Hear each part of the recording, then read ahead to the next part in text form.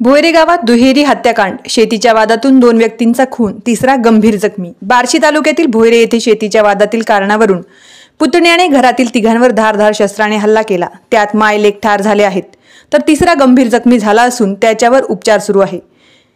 ही घटना 23 डिसेंबर रोजी सायंकाळी 7 वाजण्याच्या सुमारास घडली। यात सागर किसन पाटील वय 26 वर्ष, सिंधू किसन पाटील वय 45 वर्ष हे दोघे ठार झाले असून किसन गोवर्धन पाटील वय 55 राहणार भोसरे हे जखमी झाले आहेत। या प्रकरणी सौदागर पाटील, सोनाली सौदागर पाटील व निर्मला पाटील राहणार भोयरे तालुका बार्शी यांच्या विरोधात नानासाहेब किसन पाटील वय 34 वर्ष यांनी बार्शी तालुका पोलीस ठाण्यात फिर्याद दिली आहे।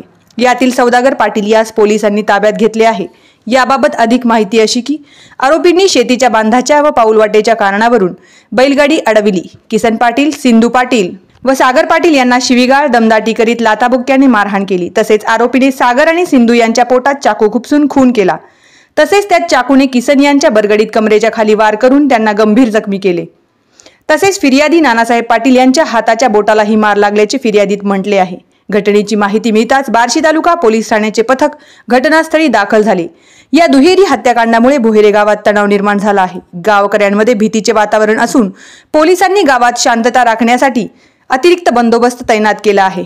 गावातील नागरिकांनी या दुर्दैवी घटनेबाबत हळहळ व्यक्त केली आहे। अशा प्रकारच्या घटनांमुळे कुटुंबियांमध्ये शांतता राखणे किती महत्त्वाचे आहे हे अधोरेखित झाले आहे।